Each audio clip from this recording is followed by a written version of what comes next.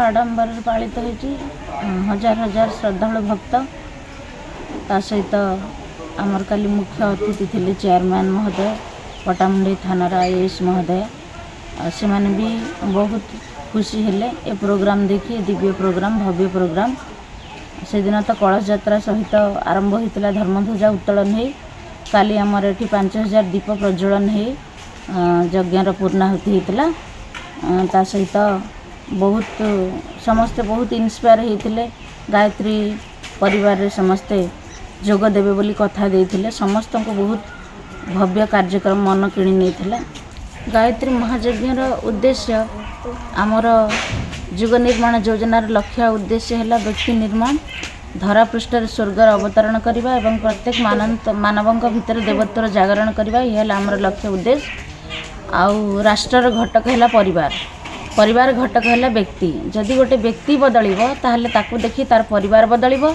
जदि गोटे परिवार बदलिबो ताहले परिवार को देखी राष्ट्र बदलिबो तेणु आमर नारा होची हम बदलेंगे तो युग बदलेगा आमे बदलिले जुग बदलिबो प्रथम निजको ध्यान देवा को कहाइछि जहाको व्यक्ति निर्माण कहा जाए। केन्द्रापड़ा जिला पटामुंडई गुलनगर गाँवर गायत्री प्रज्ञापीठ में पंचकुंडीय गायत्री महायज्ञ 31तम वार्षिक उत्सव महा आडंबर 3 दिन धरी अनुष्ठित हो जाइछि।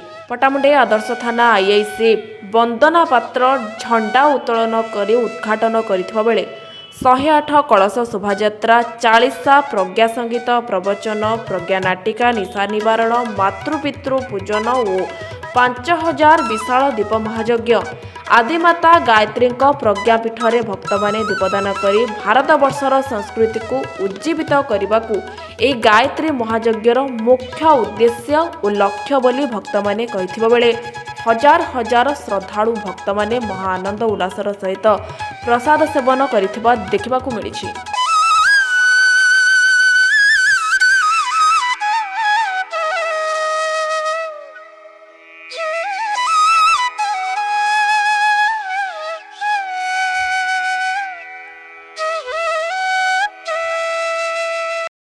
गायत्री मंत्र समस्ते करवा निहाती जरूरी। गायत्री मंत्र पावरफुल मंत्र करी खाली देखंतु से मंत्र रे केते तेज अछि।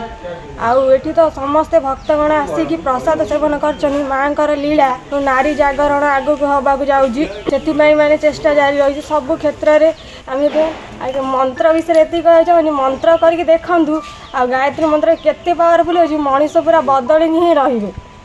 हमर गायत्री प्रज्ञापीठ गुलनगर केन्द्रापड़ा जिला और मुख्य कार्यालय एठारे प्रत्येक वर्ष तार वार्षिक एटा 31तम वार्षिक उत्सव पालन करागला। वार्षिक उत्सव रे बहुत आम मिशन परिजन सहित श्रद्धालु माने संगठन को बहुत सहयोग करती तांका सहयोग रे ही कार्यक्रम सब होता है। अति सुंदर भाव में अन्य मान सहयोग द्वारा कार्यक्रम करा जाए। ए वर्ष तमाम गायत्री प्रज्ञापीठ वर्ष तमाम मिशन लक्ष्य को काम कर मिशन तब वेदमूर्ति पंडित श्रीराम शर्मा आचार्य से संकल्प नहीं जे युग परिवर्तन करेंगे। युग परिवर्तन तार शाखा समग्र भारत वर्ष रे शताधिक शाखा माने रही। युग निर्माण उद्देश्य युग परिवर्तन योजना प्रयास रखी। गुरुजी कहते धरा पृष्ठ रे स्वर्गर अवतरण मानव मध्य देवत्वर उदय तार सूत्र देते व्यक्ति निर्माण। गुरुजी कहते ये राष्ट्र घटक होची परिवार। ये परिवार घटक होची व्यक्ति। यदि व्यक्ति निर्माण हो जाए ताले ये राष्ट्र निर्माण हो जिवो। सेथिपई तारे प्रयास युग परिवर्तन पर प्रयास चलती। यज्ञ माध्यम व्यक्ति को डका जाए व्यक्ति निर्माण करने तार योजना रही है। ये संगठन सप्तशती आंदोलन सप्तमी तो अष्टम आंदोलन चली यथा साधना स्वास्थ्य शिक्षा स्वावलंबन पर्यावरण व्यसन मुक्ति नारी जागरण आउ गड़े संस्कारवान पीढ़ी वर्तमान भारत पर विदेश मानकर 120 भली देश रे वर्तमान संगठन काम कर सारा विश्व 120 भली देश रे वर्तमान मिशन काम कर ॐ भूर्भुवः स्वः तत्सवितुर्वरेण्यं भर्गो देवस्य धीमहि धियो यो नः प्रचोदयात्। एठी आज आसिकी हमको बहुत नारी जागरण में शुणी बहुत खुशी लगुच आमको कि आम आसा बहुत चेष्टा कर देखिए बोली आम कि नारी जागरण होती पितामाता पूजन होती देखिए बहुत आमको खुशी लगुच। तो हजार हजार भक्त आसुँच सकाଳେ खाद्य खाया दि जाऊँगी गाधा बेले मध्याह्न भोजन दिखाई राति भी दिखाई समस्ते खुशी आनंद 3 टाइम खाई जाऊँगी। एटी आपण मैंने देखिपे हजार हजार भक्त आसी 3 दिन धरिकी आसिकी रही 3 टाइम ही प्रसाद सेवन करुँच। चलित वर्ष गुरुत्वपूर्ण 31तम गायत्री महायज्ञ सविधि अनुष्ठित होइछे। यह कार्यक्रम अधिक दिव्य ये जे परम पूज्य गुरुदेव पंडित श्रीराम शर्मा आचार्य जी मुक्तिर मंत्र गायत्री महामंत्र को समस्तंकर कान को आनिछन्ते।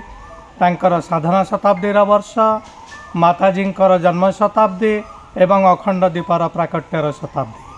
यह दिव्य कार्यक्रम कलश यात्रा द्वारा उद्घाटित होइछि। झंडा उत्तोलन करथिले पटामुंडाईर आईआईसी वंदना भौणी महोदया तांकर करकमल रे झंडा उत्तोलित होइथिला।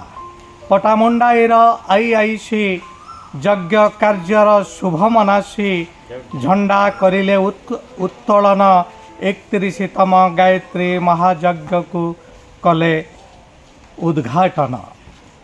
प्रथम दिवसर दुर्बार कार्यक्रम थिला कलश यात्रा।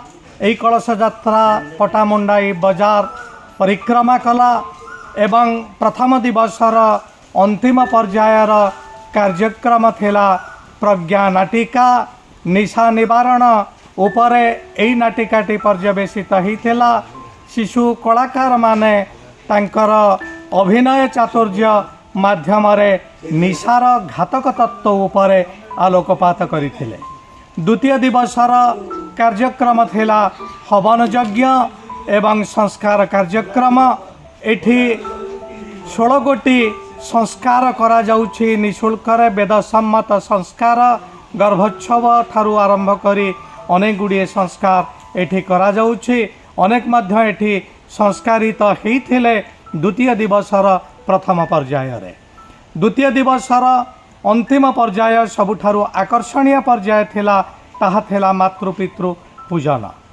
सांप्रतिक समय रे संतान संतति माने समानंकर बापा मां को उपेक्षा करूछन्ति लांछना दउछन्ति। एहा आमर संस्कृतिर संपूर्ण भाव में परिपंथी। तेणु एइथिपाई स्रष्टा जदि सृष्टि प्रति विमुख होइजिब सृष्टि जदि स्रष्टा ठारू दूर को चलीजिब तेबे निश्चित भाव में भारत वर्षर संस्कृति भुशुड़ी पड़ब।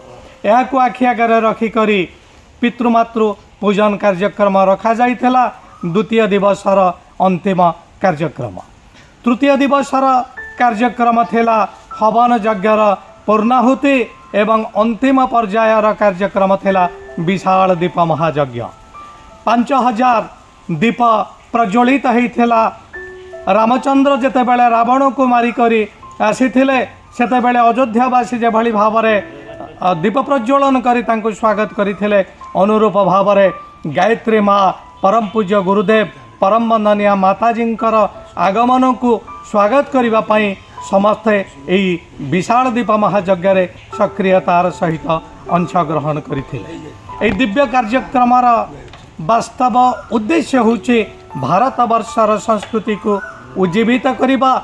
जो संस्कृतिर परिभाषा होचे सादा जीवन उच्च विचार वसुधैव कुटुंबकम परद्रव्येषु लोष्टवत् परदारेषु मातृवत् एवं आत्मावत् सर्वभूतेषु। विचार क्रांतिर शंख बाजुछि काने शुण भाई भौणी धरापृष्ठे स्वर्ग अवतरण समय आसीगलानी समय आसीगलानी समय आसीगलानी धन्यवाद।